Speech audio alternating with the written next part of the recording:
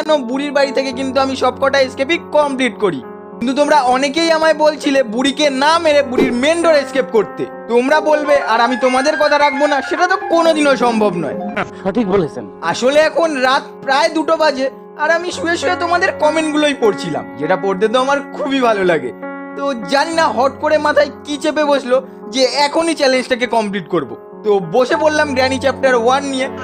ভেবে তো without weapon চ্যালেঞ্জটাকে complete করব, কিন্তু আদৌ পারবো তো নাকি বুড়ির হাতে শুধু মারি খেতে থাকবো সেটাই জানতে হলে কিন্তু তোমায় পুরো গেম প্লেটা দেখতে হবে। আর পুরো গেম প্লেটা কিন্তু খুবই ইন্টারেস্টিং হতে চলেছে, শেষ পর্যন্ত তো অবশ্যই দেখো।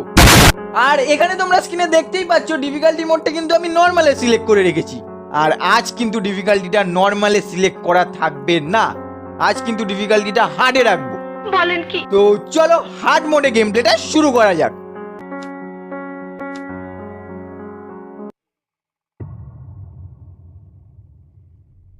তো চলো এখানে আমার ডে 1 শুরু হয়ে গেছে। আর আমিও কিন্তু প্রতিবারের মতো এবারেও বুড়ির কাছে উদমা পেঁদানি খাওয়ার পর ফাইনালি বিছানা ছেড়ে উঠতে পারছি। আর নয়ও বলতে পারবো না ইয়ার, এবারে তো আমি বুড়িকেও মারতে পারবো না। যাই হোক, বুড়ির এই বাড়িটাতে কিন্তু অনেক দিন পর, মানে গ্র্যানি চ্যাপ্টার 1 লাস্ট কবে খেলেছিলাম আমার ঠিক মনেও নেই, অনেক দিন পর এখানটাতে এলাম। যাই হোক, এই ড্রয়ারগুলো চেক করে নিই। এখানটাতে তো প্রতিবারই কিছু থাকে না, ঠিক আছে কোনো ব্যাপার না, চলো বাইরেটাই চলে যাই। বাইরে কিন্তু আমি আগে প্রথমে বাথরুমটা চেক করি, আমার মনে আছে, চলো বাথরুমটাই চেক করা যাক।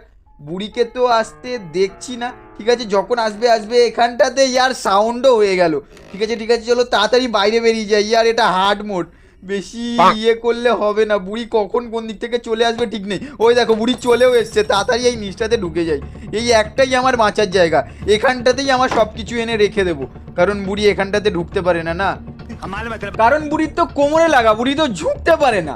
আর এখানটাতে বুড়ি কি করছে বুঝে পাচ্ছি না, আমি পেছলে বুড়ি চলে যাচ্ছে। এই এই নাটকটা এখনো বুড়ির যায়নি, এখানটাতে একটু ওয়েট করে যাই, নালে আবার চলে যাবে। আমি পেছলে যাচ্ছে কি একবার দেখি। আরে ও না না না, ওদিকটাতে গিয়ে দাঁড়িয়ে আছে। চলো চলো এই সুযোগে তাড়াতাড়ি গিয়ে মিড রুমটা চেক করে নেবো, মিড রুমটাতে দেখে নেবো কাজের কিছু আছে কিনা। বুড়ি আপাতত ওখানটাতেই থাকতে লাগুক, এখানটাতে প্লিজ যেন কোনো কিছু হলো জানি না। আর চলো এখানটা থেকে একটা রিমোট কন্ট্রোল পেয়েছি, যেটা আমার খুব একটা তো কাজের নয়, তো ও রেখে দেবো, সাউন্ড করার জন্য তো কাজে লাগবেই লাগবে। চলো এখানটাও একেবারে চেক করে নিই এখানটাতে কাজের কিছু আছে কি না। না, এখানটা কিন্তু পুরোপুরি